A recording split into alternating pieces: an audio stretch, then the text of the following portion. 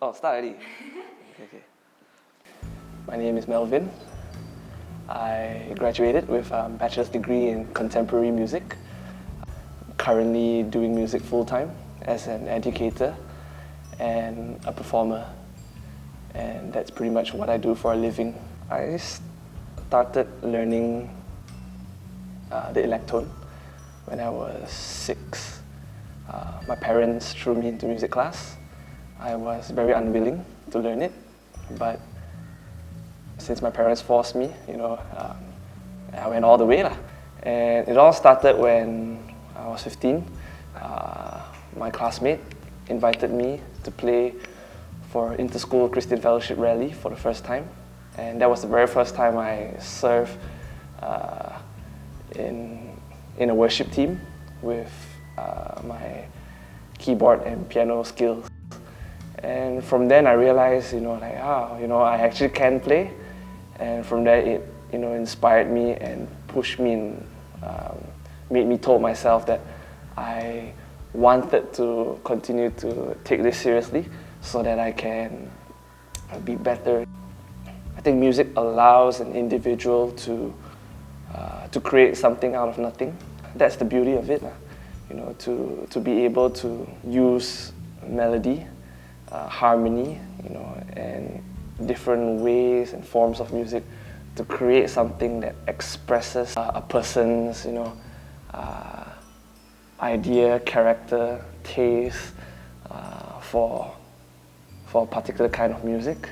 In general, for musicians or even for music students, keep on practicing, keep on wanting to perfect their craft. But whatever they learn in the classroom, I feel that it's good, but it's always insufficient because the real learning field and the real place where you get the experience and exposure comes from outside of the classroom. Be willing, be brave, to throw yourself out there, in uncomfortable situations to learn. Because for me personally, I grew the most in the most uncomfortable situations. I grew the most and learned the most when I made the most mistakes. I remember when I was still studying, my first year of my degree, I would always go to jazz clubs, restaurants that play jazz music and watch my lecturers play music because, you want to learn, you want to see how your lecturers do it. And there was one time, one of my lecturer, he was late for the performance, which was terrible. Not terrible, take that away. No. Which was a bad example for us students because he was not punctual for the gig. So my other lecturer, who was in the same band, decided to call me up because he saw me there and said, "Hey, Melvin, come and play first. Take over lecturer's place who was late that time." And I was like, "Huh? Really? I don't know what song you're playing." And that night they were playing Latin jazz music, which was out of my league. And he said, "Never mind, it's okay, we got the charts, just read the charts." And so I willingly said yes, reluctantly in the same time. And I went there, and then, and we started playing the music, and my lecturer just went 1, 2, 1, 2, 3, 4. Actually, not that. He counted even faster than that. 1, 2, 1, 2, 3, 4, and then bam, bam, the music all started, and I was like, what? And I had a hard time, following what they were playing because it was so fast, and the chord changes everything were new to me, and I was like, oh man, what's happening? I'll just play, and I messed up big time.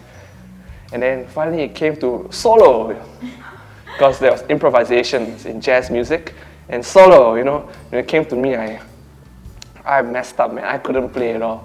And the bassist was kind enough to simplify the chord progression from 600 chords into 3 chords. and he told me, just play over these chord changes. And I'm like, okay, okay. And yeah, I managed to go with the flow, but I still came out of that even though it was just replacing for one song, oh man, I realized that I lacked so much, and I realized that I needed to work on so much. And it's through these uncomfortable situations that I've learned what I needed to, to work on. My dream is just basically to share good music and to be able to educate people on music.